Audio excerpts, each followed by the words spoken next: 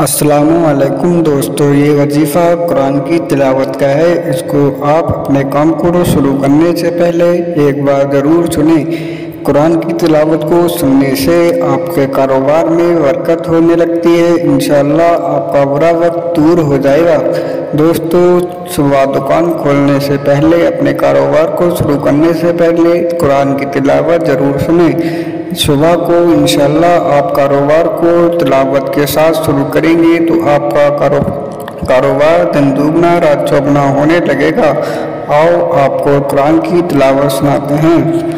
अऊज़ु बिल्लाहि मिनश शैतानिर रजीम। बिस्मिल्लाहिर रहमानिर रहीम। या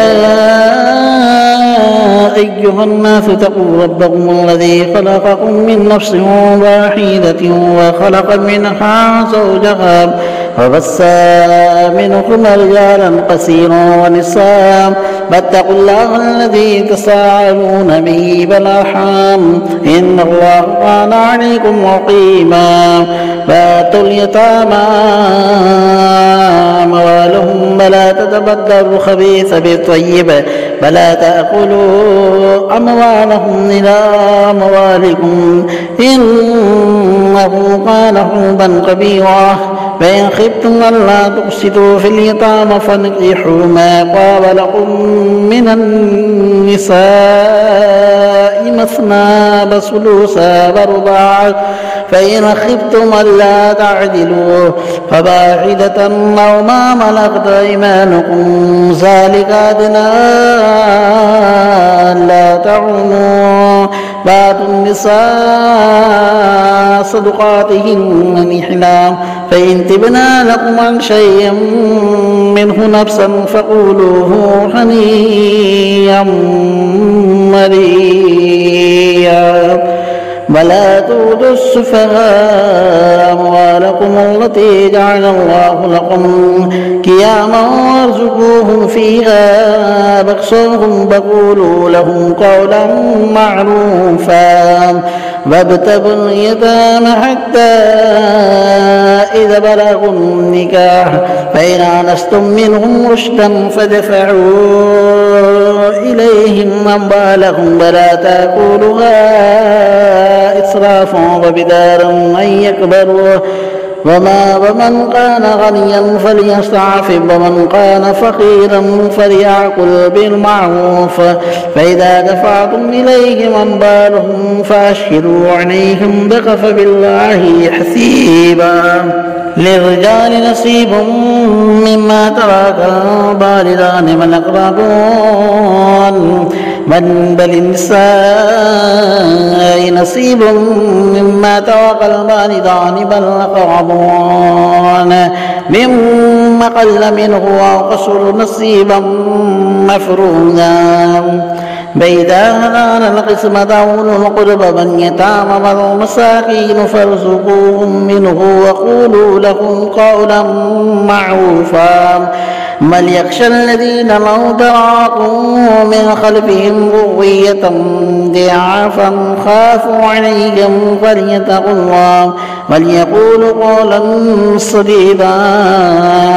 إن الذين يأكلون أموال اليتامى ظلما إنما يأكلون في بطونهم نارا وسيصلون سعيرا. يوصيكم الله في أولادكم للذكر مثل حظ الأنثيين فإن كن نساء فوق اثنتين فلهن سدس ما ترك فإن كانت واحدة فلها النصف ولأبويه لكل واحد منهما السدس مما ترك إن كان له ولد فإن لم يكن له ولد وورثه أبواه فلأمه الثلث فإن كان له إخوة فلأمه السدس من بعد وصية يوصي بها أو دين. آباءكم وأبناءكم لا تدرون أيهم أقرب لكم نفعا فريضة من الله إن الله كان عليما حكيما ولكم نصف ما تركوا أزواجكم من لم يكن لهن ولد فإن كان لهن ولد فلكم الربع مما تركن من بعد وصية يوصين بها أوين ولهن الربع مما تركتم من لم يكن لكم ولد فإن كان لكم ولد فلهن الثمن مما تركتم من بعد وصية توصون بها أوين وإن كان رجل يورث كلالة بامرأة وله أخ أو أخت فلكل واحد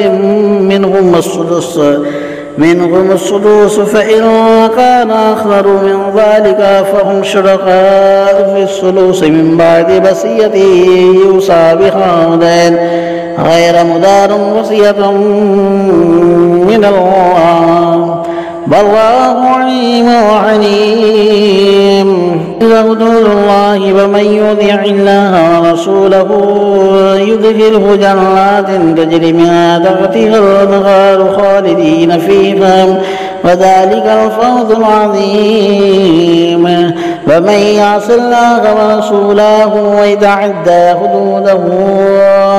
حدوده يدخله نارا خالدا فيها وله عذاب مهين واللاتي يأتين الفاحشة من نسائكم فاستشهدوا عليهن أربعة منكم فإن شهدوا فأمسكوهن في البيوت حتى يتوفاهن الموت أو يجعل الله لهن سبيلا بل لذان يأتينها منكم فازوهما فإن تابا وأصلحا فأعرضوا عنهما إن الله كان توابا رحيما إنما التوبة على الله للذين يعملون السوء بجهالة ثم يتوبون من قريب فأولئك يتوب الله عليهم وكان الله عليما حكيما وليست التوبة للذين يعملون السيئات حتى إذا حضر أحدهم الموت قال إني تبت الآن